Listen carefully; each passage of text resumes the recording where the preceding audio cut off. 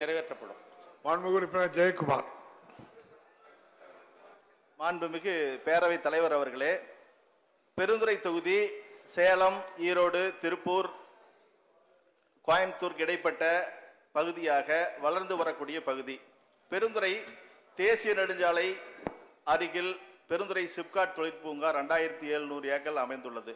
அது மட்டுமல்ல, திருப்பூர், கோயம்புத்தூர், கேரளா போன்ற பகுதியிலிருந்து வருகின்ற வாகனங்கள் அனைத்தும் பெருந்துறைக்கு அருகாமையில் இருக்கின்ற விஜயமங்கலம் பிரிவில் ஒன்றிணைந்து பெருந்துறை நகரை தாண்டி சென்னை செல்கின்ற வாகனங்களும் இங்கு மதுரை, ஈரோடு, கரூர் போன்ற பகுதிகளுக்கு வாகனங்கள் பெருந்துறை நகர் வழியாக செல்வதன் காரணமாக பெருந்துறை பகுதியில்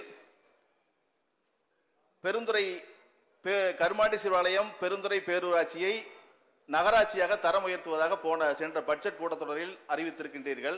எனவே பெருந்துறை தொகுதியை செல்லும் கனரக வாகனங்களுக்கு, போக்குவரத்து பேருந்துகளுக்கும் பெருந்துறை நகர் வழியாக பயணிக்க வேண்டியுள்ள காரணத்தினால் இங்கு அதிக அளவில் 20க்கு மேற்பட்ட கல்லூரிகளும் பின்னலாடை ஜெயக்குமார் என்ன வேணும் உங்களுக்கு? என்ன வேணும்? 20க்கு மேற்பட்ட கல்லூரிகளும் பின்னலாடை ஏற்றுமதி நிறுவனங்களும் உள்ளதால் தினந்தோறும் பெருந்துறை நகருக்குள் கடும் போக்குவரத்து நெருக்கடி ஏற்பட்டு வருகிறது. அது புரிஞ்சுக்கிட்டோம்.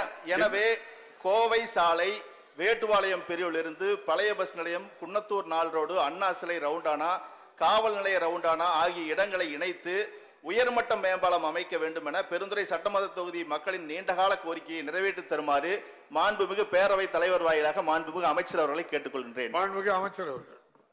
மாண்புமிகு பேரவைத் தலைவர்களே, அவர் சொல்லுகிற கோவை சாலை, சென்னிமலை சாலை, குன்னத்தூர் சாலை, ஈரோடு சாலை, பவானி சாலை, இந்த சந்திப்புகள் தான் இந்த பெருந்துறை இருப்பது என்பது கோயம்புத்தூருக்கு பழைய சாலை வழியாக போனவங்க எல்லாருக்குமே தெரியும். சமீபத்தில் கூட சரி, நான் 2 மாதத்திற்கு முன்னால் அந்த பக்கத்தில் பயணம் செய்தேன். அது நெரிசல் இருப்பது என்பது உங்களுடைய கண்ணோட்டத்தில் இருப்பது ஒன்று, அது தவறெல்லாம் இருக்கிறது.